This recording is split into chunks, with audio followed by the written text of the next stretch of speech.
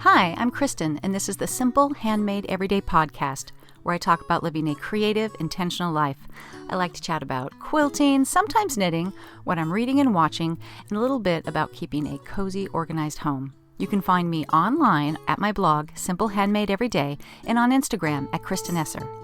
I've got my cup of tea in hand, so let's settle in for a chat. This is episode 29. Hi there. It is so good to be back. I feel like I've been trying to sit down to record all week. I finally got to it today.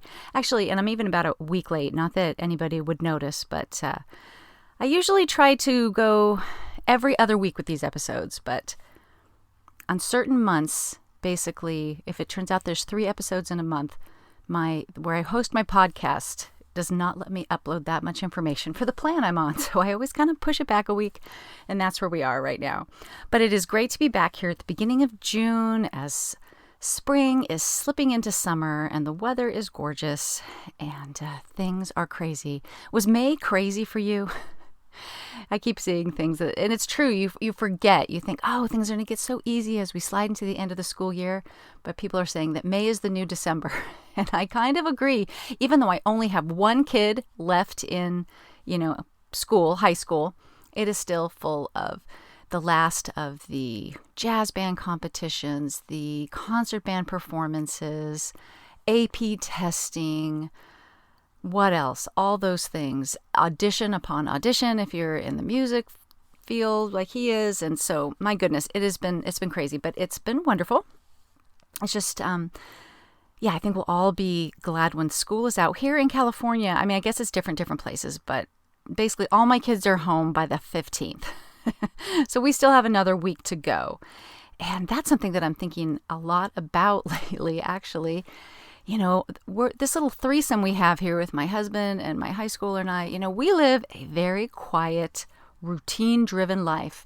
And all of that is about to go out the window as my 19 and 21-year-old college students come home. So I'm very much looking forward to it, but also realizing that I'm going to need to create some new routines and maybe most importantly, expectations about how the summer is going to go. Things involving how clean they need to keep the bathroom, how they need to be dealing with their own dishes, and that every time you plop down on the couch and throw the throw pillows onto the floor and grab a quilt, you don't get just to throw the quilt on the floor and then walk away. Because I have this memory of last year of cleaning, of fluffing the pillows and folding the quilts 1,000 times a day last summer. Also, it was last summer when I came up with this idea that there's 3 kids, and I am splitting the cleaning into 3 categories, and they are all, if they're not working full time, then they will each be taking a turn in doing the cleaning, because there's no way that I'm going to sit there all morning and into the early afternoon working and then spend the rest of the afternoon cleaning when they got up at 11 and have done virtually nothing with their lives since then. I sound really bitter, but I'm not. I'm so happy to have them home, but we need to work these little kinks out early on, and we will have a very pleasant summer. I've got all kinds of ideas about intentionally spending family time, whether, like weekly hikes, bike rides. My husband and I did this bike ride over the weekend. It was one of those weird days that are they are more common now, but than they used to be. But it was a day where nobody was home. So my son had gone on a deep sea fishing trip with a friend. So we had a whole day that he wasn't going to be there. And I'm like, we should go do something fun. So we put the bikes on the rack and went to Ojai. And there's this very cool bike ride between Ventura and Ojai, which is 15 miles one direction. So people apparently start in Ventura, ride sort of at this slight incline for 15 miles. You get to Ojai, and then you have breakfast or lunch, and then it's much more pleasant coming down. But it's a 30-mile bike ride, and I'm just like kind of not down with that. It's kind of a bucket list, or it used to be a bucket list item. I think I'm cured of it now. So what we did is we went to Ojai, which is just this adorable little hippie town that we're already making plans to move to so that we can be the cool grandparents with the funky old house. But so we park in Ojai, and it's a very nice, there's a particular, like bike route it's paved and everything. And we rode 9 miles kind of semi downhill to this particular park where we took a break. That took us 45 minutes, like perfect. The problem was at that point, and it's not like it's so downhill that you never have to pedal or anything. I mean, it still takes some effort to do that. But then we turned around and we went basically, very slightly uphill for 9 miles to get back to Ojai. And oh my God, I thought that last couple miles was going to kill me. It was a little brutal. It took an hour and a half, so that just kind of tells you. But it's good to push yourself physically sometimes. And then we had a really nice lunch, and I had a well-deserved margarita. And I just want to do stuff like that. I want to go do fun things, physical things with the kids, hiking, bike riding. I don't know what else. Probably some board games, stuff like that. So I'm looking forward to having the whole crew home. And yeah, so that's kind of what's going on around here. Oh, of course, I forgot to talk about my tea. As usual, it's sitting right here.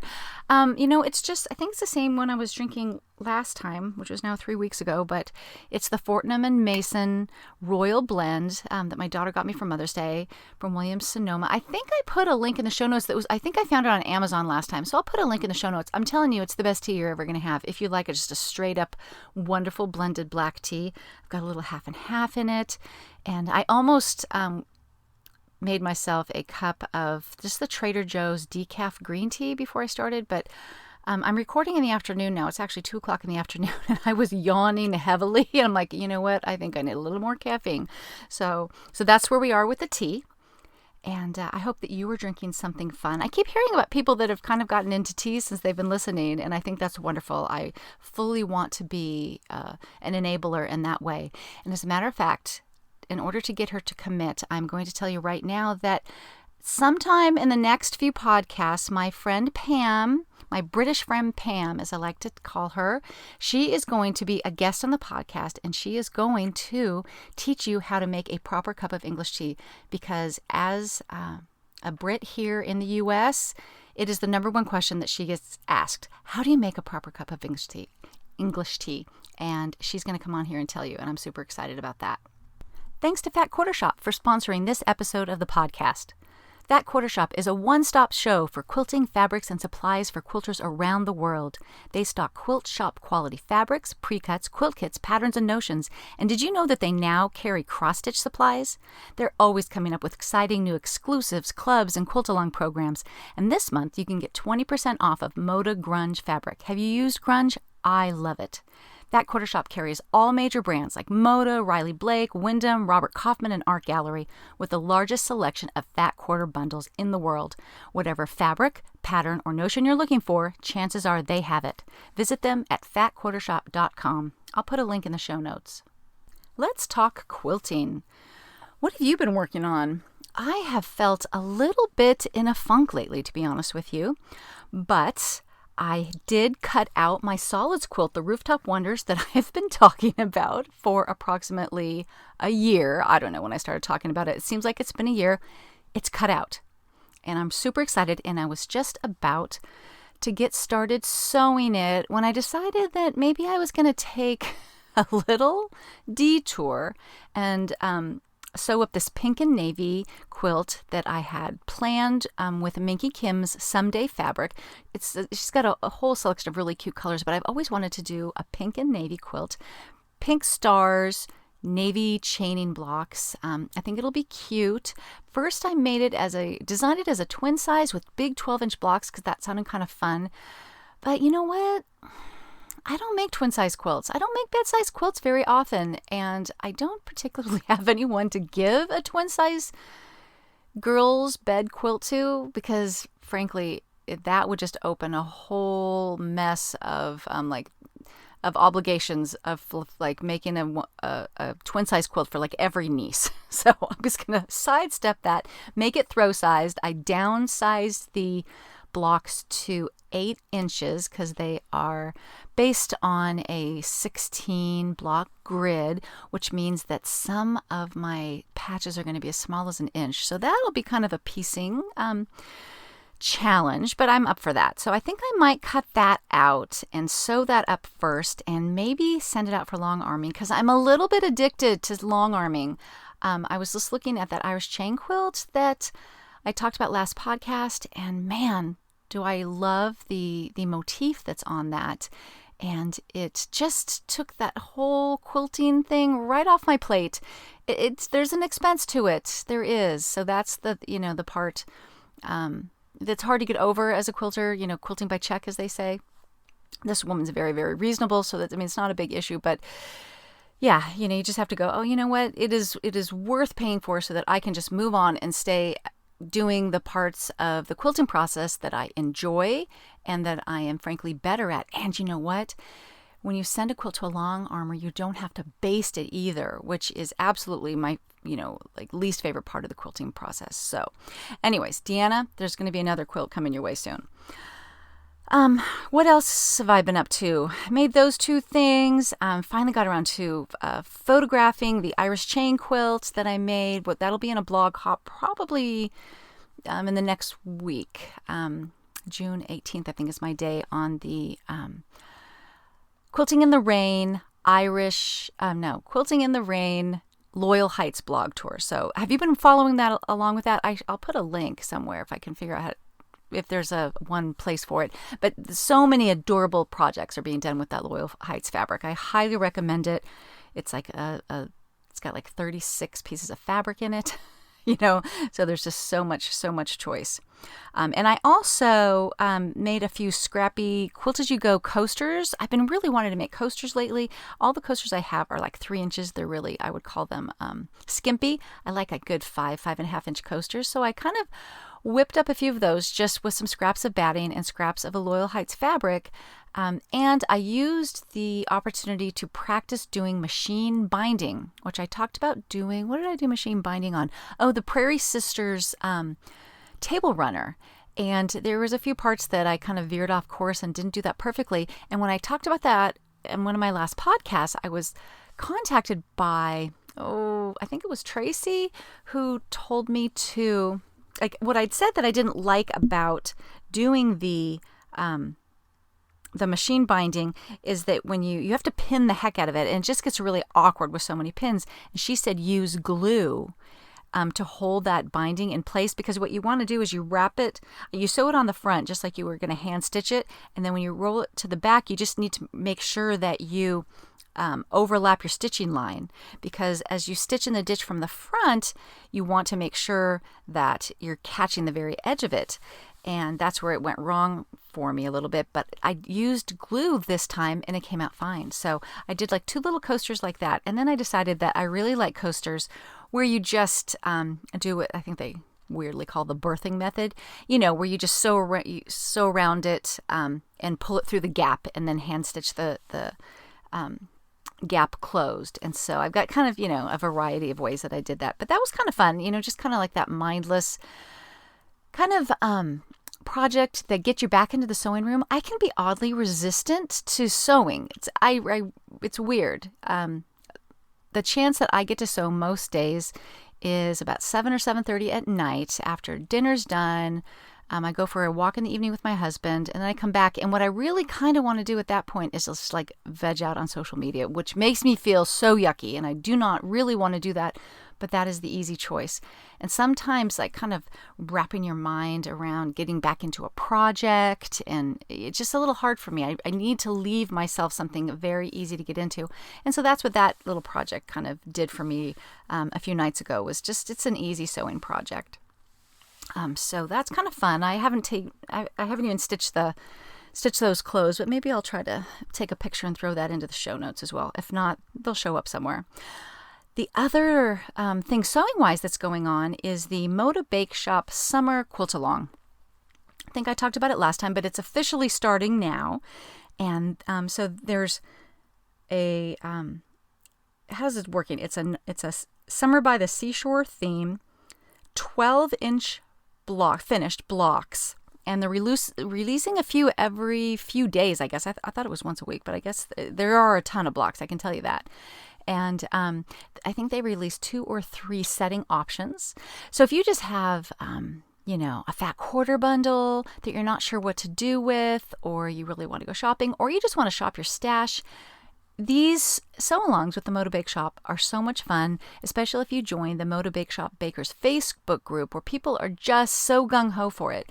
So I've got a couple of blocks that will be appearing over the course of the summer, and there's so many that are so adorable. I feel like mine are amongst the least imaginative. But, they're cute. They go along with the theme, and they were fun to do. And so I actually need to do my final blocks of those and photograph them and get those posts up. But my posts are not for a while yet. So you might want to check out the Moda Bake Shop Quilt Along. So let's talk about stuff that I do when I am resistant to stepping into the sewing room. And that is reading books and watching shows. I haven't done a ton of reading. I am reading a couple of things, though. And I feel weird talking about both of them just because I haven't finished them. And so I always feel a little hesitant to recommend things that I haven't finished, but I'm going to, or I'll have nothing to talk about. The first one is a book highly recommended by my daughter, who is an English major and a very discerning reader. It's called The Secret History by Donna Tartt. Now, you may know Donna Tartt because she wrote The Goldfinch that won the Pulitzer Prize in 2014. Now, I did not read that book, and it seems like everyone who did either loved it or hated it. And I have to say that my daughter Chloe was kind of in the hated it camp. Did not get through it. But The Secret History by the same author, written 20 years before or so, is one of her favorite books. And it's about a group of kids who meet in college. I can kind of see why she loves it because it's very much, it's a college story. And a group of kids in college and this sort of an outsider who kind of breaks into their group. And it's a super pretentious East Coast kind of college with a lot of old money and people pretending they have money who don't have money. And the whole book starts off with a murder. And so now, the rest of the book is just unraveling how we got there. And so I'm really enjoying it. I'm looking at it. I'm not that far in. I'm maybe only about a quarter of the way through. But one of my favorite things to do with Chloe is to talk books. We go for walks and we say, "What are you reading?" And we talk books. And this is how I, for instance, totally learned the story of the Hunger Games. For instance, she completely told me those stories. I actually did eventually read those books. And another series that we have enjoyed discussing that we listened to as an audiobook as I took her back and forth to college is a YA series called The Raven Cycle. Now that I say that out loud, it's sounding wrong, by Maggie Stiefvater. And but yeah, The Raven Cycle. And that was a very fun book. It's a little fantasy element, and that was a fun book to talk to her about. So Chloe highly recommends The Secret History, and so far so do I. I also downloaded, and it's probably not a deal anymore, but the new Gretchen Rubin book was $2.99 on Kindle. Outer Order, let me say that. Outer Order, Inner Calm. And I've just started it. I'm a glutton for these kinds of books about organizing and cleaning, even though I feel like at this point in my life I could write a book on organizing or cleaning or habits. But she's so good at this, and I'm totally right now into that part of my and my energy is going towards decluttering. I'll talk more about it later, but I'm still on the whole clean out the garage project and stuff. And so if you need inspiration for doing things like that, I don't know, I kind of like having a summer project. I like looking back on summer and saying, oh yeah, that was the summer that we completely cleaned out the garage. Or that was the summer that, here's a little bit I'd like to say. That was the summer I lost 20 pounds. Whatever your project is, I think it's kind of fun to set aside the summer, even though sometimes I feel like that's the worst time to do it because you think you have a lot of time, but often you really don't. But anyways, Outer Order, Inner Calm by Gretchen Rubin. Oh, the other thing is I kind of got sick of watching TV while I was sewing, and so I started an audiobook. So someone long ago on the podcast told me to try the Libby app. And so now I'm on that with all my various local libraries. And they never have, like, if I search for a book that I want to listen to, they never have it. So I just like look through available books at this point. And I found, you're going to laugh, one of the Louise Penny books. Louise Penny, if you're new here, is one of my all-time favorite authors. She has this series, the Inspector Gamache series. And I just found one of the books, and it was, it's called, oh my gosh, The Beautiful Something. And now I can't remember what it's called. I'll put it in the show notes. But it is one of the books in the middle of the series, and I said it a million times, and I'm going to say it again. It's a series that gets better. Like, in the middle of the series gets really good. And this is the point in the series where things really change. Like, it starts to go kind of a new direction. So actually, I'm going to pause. I'm going to find the name of this book because it's driving me crazy. It's called The Beautiful Mystery by Louise Penny, and the reader is really good. So if you have Libby or something and you've been curious about the Inspector Gamache books, that's a really good way to listen to them. I really like that. And that's about it on the book side. Oh, so many good shows right now that I've been watching. First of all, did you know that Outlander is now on Netflix? So I read, I think, the first 5 Outlander books. I have not finished them. I should probably get back to that, but it was a slog. I needed a break. But I never really thought that I was ever going to get to watch the show because, it was on, like, is it Stars or something? Something we don't do those we don't even have cable. So I was never going to get a chance to watch that, but it just appeared on Netflix, and it's cast so beautifully. And maybe it's because I've seen those people, but they totally encapsulate Claire and Jamie to me. And it is beautifully shot. And I love watching the stuff that she's wearing. They're in Scotland. I mean, I'm assuming you kind of know what Outlander's about. It's a time travel thing. A woman from post-World War II England, rather inexplicably, ends up 200 years before in the Scottish Highlands. And so, she gets sort of, I love her clothes in the 40s. Her clothes are beautiful. And she's like this very like trim, thin woman. So everything looks great on her. But and when she's in the Scottish Highlands, she wears a lot of like hand knit stuff and a lot of stuff that just goes over her shoulders. And it looks so charming on her. Which is funny because people still knit these things now, these little, I don't know what they call them, caplets or shawlettes, were things that just cover their shoulders. And honestly, I look at them and think, who wears that? Especially no one's wearing it in California, but I have a hard time picturing wearing it in Maine. But it just doesn't compute in, the 21st century. But in the, 18th century, it looks absolutely adorable. So Outlander is on Netflix. You should totally check it out. I call that my iPad show because there's some racy scenes. If you've read the books, there are some racy scenes. So it's like not something that I like just having on the TV where my 16-year-old son can just walk in because that makes me feel uncomfortable, a little bit of a prude. So yeah, that's like something that I'd like have just in front of me. Also, if it's on an iPad like that, then I can, fast forward past the goriness, when people are getting, say, flogged. So yeah, there's some gore and there's some sex, which sounds a lot like Game of Thrones. But still, it's a great story. Call the Midwife Season 8 is out on Netflix. Only 2 episodes, the 2 Christmas episodes. I have not checked the PBS. I keep forgetting to check PBS. I assume that I have access to the rest of the season there, but I haven't checked that. But that's kind of fun to get back to revisit those old friends that are characters over there and Call the Midwife. Handmaid's Tale just dropped. The new season started, so I'm excited about that. A little scared, it's hard to watch, and it had a bit of a cliffhanger ending at the last season, so I'm excited about that. And once again, for the millionth time, if you were not watching Madam Secretary, it is like maybe one of my all-time favorite shows. And the relationship between her and her husband, it's relationship goals, man. Relationship goals. That's all I can say.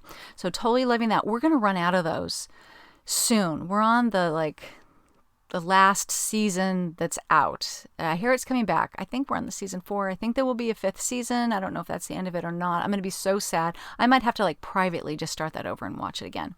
But the other thing that was really fun to watch is my friend Pam from England, Pam. We went and watched a movie together called The Biggest Little Farm.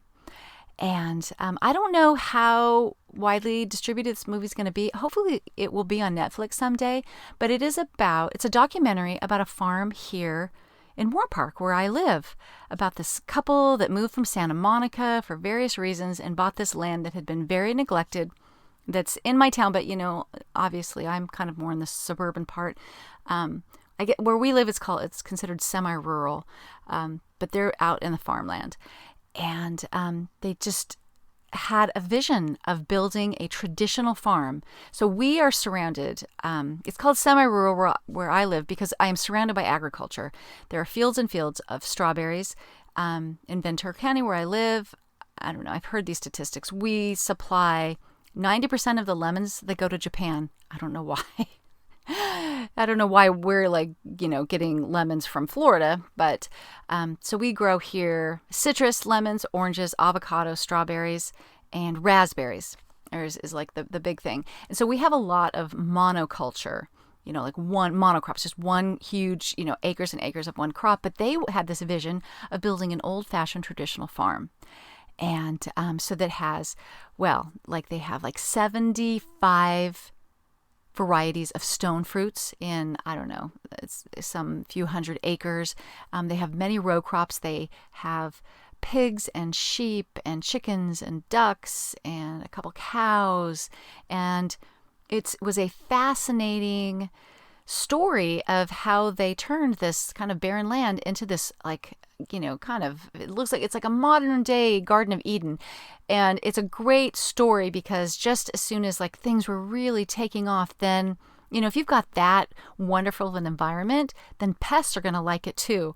And so it was just one problem after another, but they wanted it to be like a full ecosystem, so they wanted, to use the animals to, build the fertilizer and the ducks to eat the snail problem they were having. And, they brought in owl houses to keep the gopher population under control. And, and as they solved one problem, it sometimes created another. But it's super cool. I want to go do a tour of their farm now. But if you see that, anywhere, and especially if it eventually comes on Netflix or something, definitely see it. It's called The Biggest Little Farm. It's won a ton of awards this year from all the different film festivals. So that was really fun. Let's move on to homemaking. I am continuing my project of tackling small nagging tasks. You're probably sick of hearing me talk about that, but I cannot overstress how fun it is to knock little things off your list like that. I'm actually starting to run out of what I would consider the low-hanging fruit at this point, which is good. I think the last little nagging task on my list is to hit some places with touch-up paint in the house. So that little project has gone really well. And I'm also still on the Operation Clean Out the Garage project. So my husband and I are once a week, basically on Saturday or Sunday, we carve out an hour, or as it was last weekend, an hour or 3 to tackle one little part of the garage. And we're just, working our way around. So his part last weekend was tackling the toolbox, which, we've lived in this house for 23 years.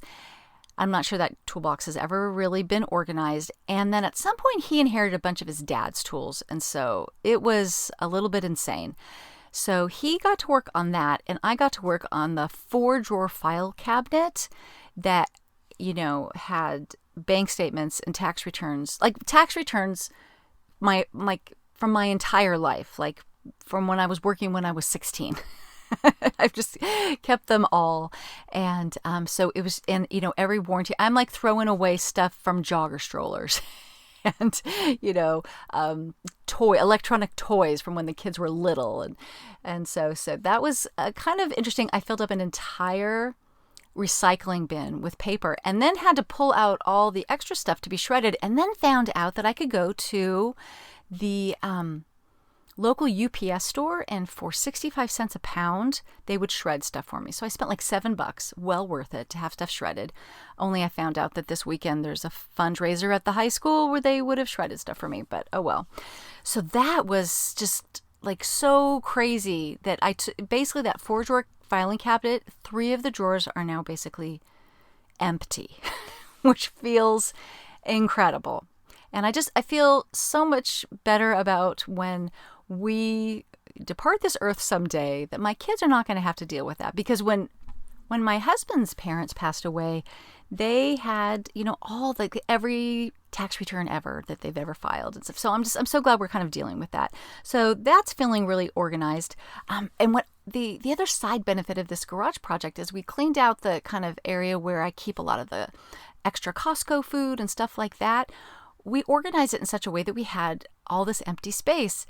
And we decided that it was time that we finally dealt with being prepared for emergencies. I live in earthquake territory, and we've always just been a little like, we should be more prepared than we are.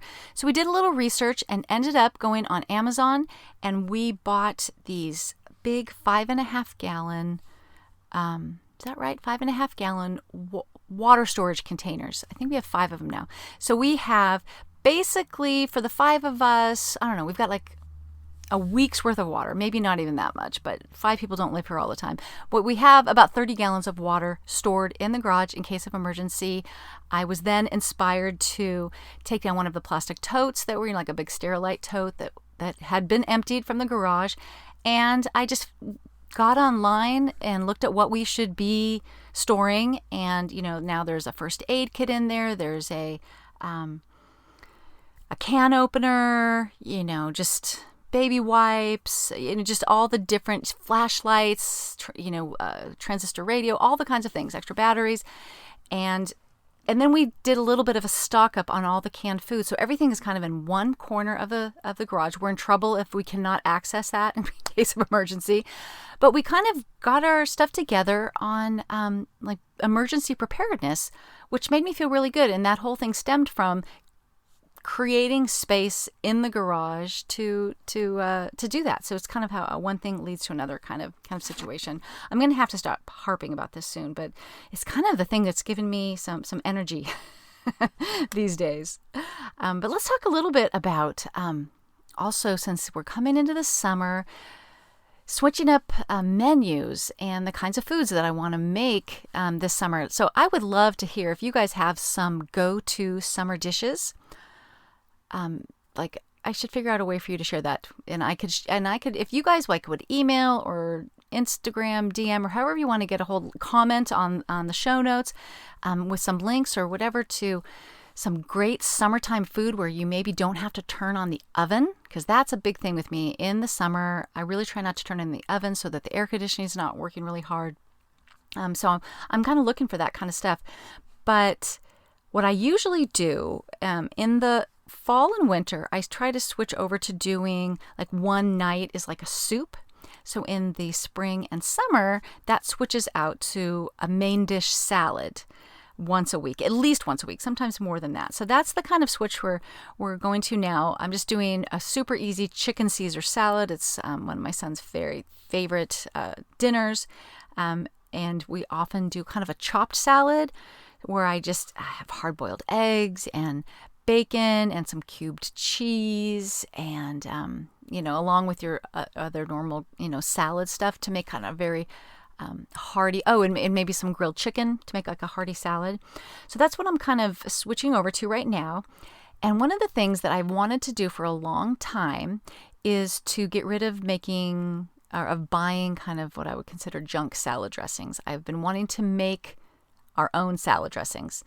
And a while back, I bought this bottle, and I will put a link in the show notes, from Amazon that has about 6 or 7 salad dressing recipes printed on the side, with like you basically up to here you do your vinegar, and up to here is your oil. And then they say, like, for Greek, for a Greek vinaigrette, then they have a list of, put some oregano and garlic and this much salt, and so you can pretty easily make your own salad dressing. So there's a Italian vinaigrette, a standard vinaigrette, a balsamic vinaigrette, a Greek.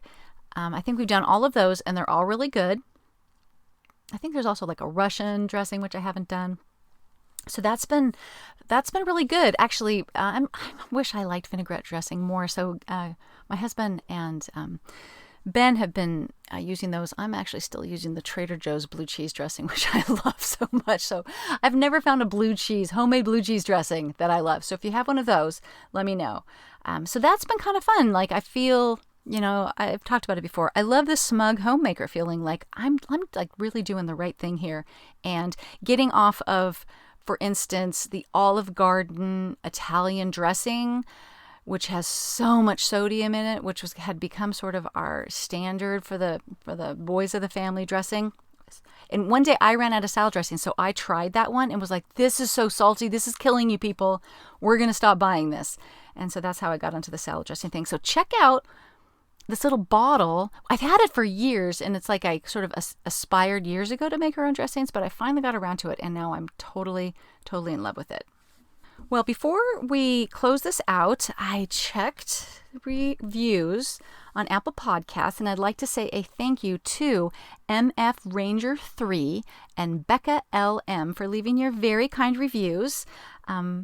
If you're new here, any ratings or reviews you do on the podcast app really help other people find the podcast, and plus they're just really fun for me to read, and I'll give you a shout out if you leave me one.